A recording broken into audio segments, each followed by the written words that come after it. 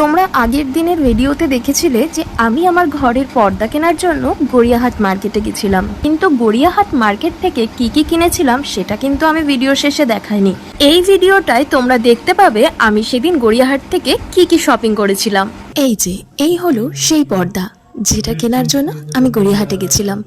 এই পর্দাটার দাম নিয়েছে মাত্র 250 টাকা। আমার ঠাকুর ঘরের ওয়াল কালারটা তোমাদেরকে আমি আগেই বলেছিলাম যেহেতু স্কাই কালার, তাই আমি স্কাই কালারেরই পর্দা নিয়েছি। আর আমি পর্দাটা যেদিন এনেছি সেই দিনই আমি ঠাকুর ঘরের জানলায় লাগিয়ে দিয়েছিলাম। এত ভালো মানিয়েছে যে কি বলবো। আমি গড়িয়াহাটে সেদিনকার 3টে ঘরে পরার ড্রেস কিনেছিলাম।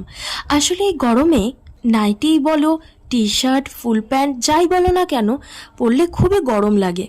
তাই আমি ঘরে পরার জন্য এই শর্টসগুলো কিনেছিলাম। এই গোলাপি রঙের শর্টসটার দাম নিয়েছে 150 টাকা, আর বাকি দুটো যে দেখছো ওগুলো 300 টাকা করে নিয়েছে।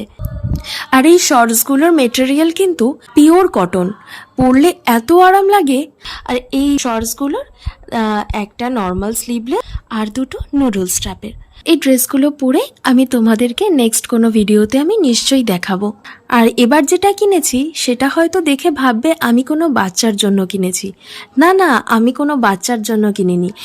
এই ছোট ছোট মিনিয়েচার হট হুইলসের কারগুলো কালেক্ট করা আমার শখের মধ্যেই পড়ে। ওই দিন আর তেমন কিছু আমি কিনিনি। আজকের ব্লগটা এই পর্যন্তই। আবার দেখা হচ্ছে অন্য আরেকটি ব্লগে। ভালো থেকো, সুস্থ থেকো। আমার এই চ্যানেলটা সাবস্ক্রাইব করে দাও।